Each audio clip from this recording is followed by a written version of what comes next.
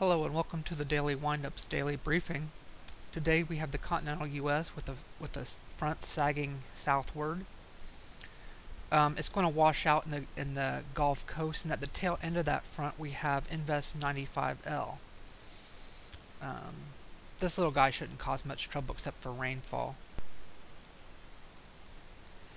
Here we have the activity chart. And as you can see in the Texas Panhandle, there's a slight chance of severe weather as a shortwave trough moves through the area. Also, Austin, San Antonio, Houston, we may be in for some rain today. This from the shortwave and also the trough of low pressure in the Gulf. And here we have the NAM for 24 hours out. It shows the 95L has moved into the Mexican coast just south of Brownsville. It also shows a trough retrograding back into the continental U.S.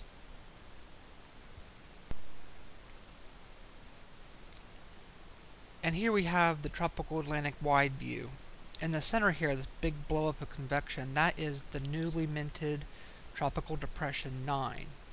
Way out far here to the west, on the right-hand side of the screen where you can't see, there is Invest 96L. Then here by the Texas Brownsville coast is 95L. And here we have a close-up rainbow view of Invest 95L. This little guy, he's not going to cause much trouble, maybe just a little rain. I believe the hurricane hunters are scheduled to go out here today, but I'm not sure if they will or not. And here are the models for 95L. It's becoming more likely that it'll head into the Mexican Brownsville area and not pose much of a threat to anybody except for just a lot of heavy rain.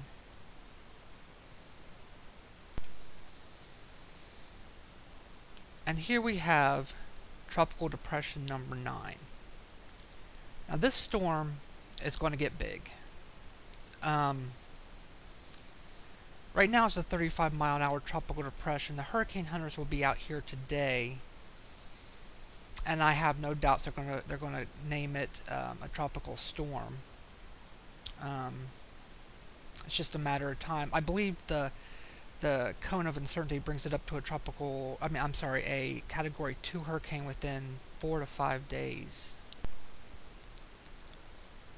Here we have the models for Tropical Depression 9.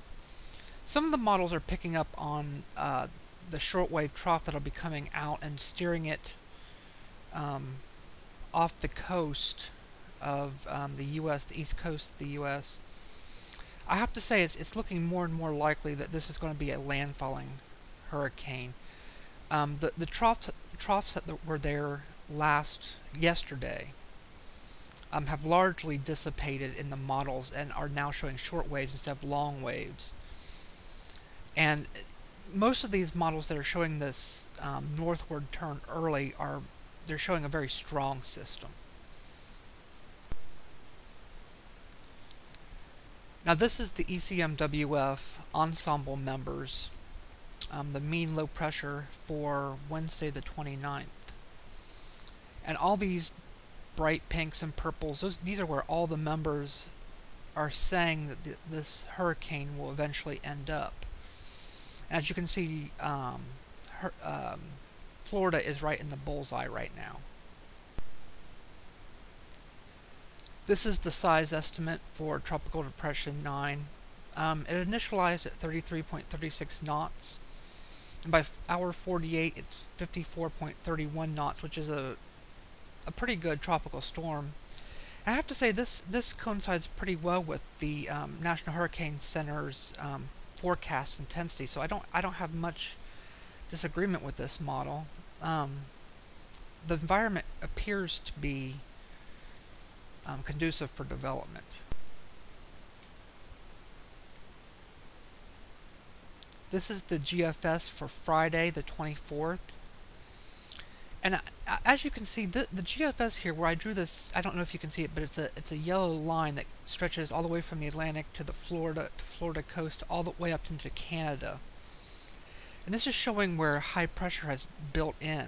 and it's going to steer Tropical Depression 9, or whatever it becomes, further into the Gulf, possibly into Florida, the Carolinas, or even into the mid-Gulf. The Hurricane Hunters will fly today, and I believe there's a G4 mission for tomorrow.